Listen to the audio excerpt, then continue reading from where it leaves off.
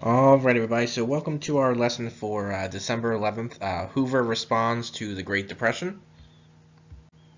So our objectives and standards today summarize the main beliefs of Herbert Hoover on government and infer why people blamed Hoover for the problems in the country.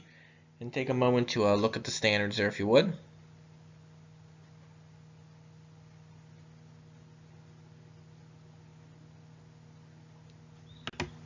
And our desired result here, how did President Hoover respond to the economic crisis?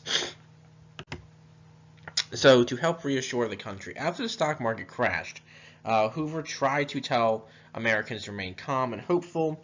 Hoover believes that hard economic times are a part of the business cycle and things will gradually get better. That's just kind of like a slump in the economy and that things will gradually get better. There was a philosophy or this kind of way of thinking by Hoover and others that Americans were tough and can get through anything by themselves. They really don't need the help of the government. Hoover also believed that charities and local organizations should take the lead in helping those who need it instead of the government.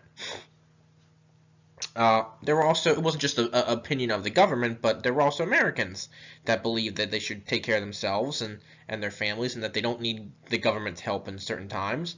And Hoover is actually going to oppose any federal assistance for those in need. Now, there's going to be some careful steps. Hoover takes some careful steps in order to resolve the financial crisis.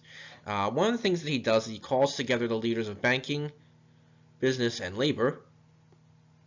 They were asked not to lay off workers, and they also asked that people not go on strike. However, after a year of this type of policy, the economy was still shrinking, and people were still suffering. Building the Boulder Dam. As Secretary of Commerce, Hoover had received approval for the construction of a dam on the Colorado River. Construction began in 1929, and at first it was known as the Boulder Dam, but it will later be called the Hoover Dam. Maybe you've heard of it now. One of the things that it will do as a positive is it provided electrical power, flood control, and water supply to agriculture in the Southwest and the western part of the United States, which had, been suffering from, drought and no water really. So this was a kind of positive of the Hoover administration. Here's some pictures here you can see here on the map where the Hoover Dam is located. Circle it there for you. And then this other picture here, this kind of shows you them building the Hoover Dam. The 1930 elections. Americans are going to grow tired of Herbert Hoover and the Republicans in Congress. Republicans had been in charge and control the government for quite some time now, but people are going to grow tired of Herbert Hoover and the Republicans.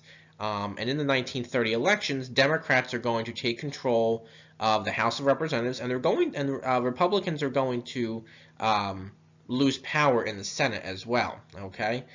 This whole idea is this anti-Hoover sentiment. Some people are very upset with Hoover, thinking that Hoover's not doing enough, he's not helping enough, the government's not doing enough, Republicans aren't doing enough.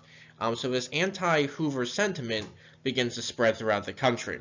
So people began to see Hoover as a heartless man instead of a true leader. And Herbert Hoover wasn't necessarily a heartless man.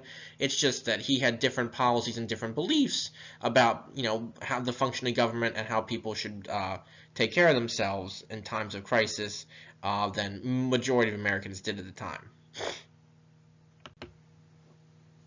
Hard times begin. People began to live in shanty towns known as Hoovervilles. Here's a picture of them here.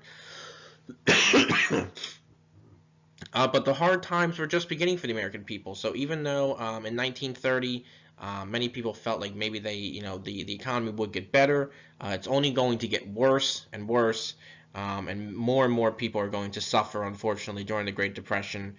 Like we said, examples of Hoovervilles losing their jobs, and things like that. So the Great Depression is just beginning and is still very detrimental to the American people as well. So wrapping up here, so President Hoover responds to the economic crisis with very little support. Like we said, he felt that, the American people should pick themselves up by their bootstraps, should be doing more, should things like that. He does try to get businesses and government together to work together to try and figure out a solution to the economic crisis. Unfortunately, it's not enough, and Americans are going to suffer. The people are going to continue to suffer and face hard times as a result of the inaction by government and by President Hoover. So our closure here, how did President Hoover respond to the economic crisis? Think about some of his beliefs, some of the policies he came up with the government to try and help people. How did they work? How did they not work? And things like that. All right. So I hope you have a great rest of your day. Try your best on the questions that follow, and I'll hopefully see and talk to you guys soon.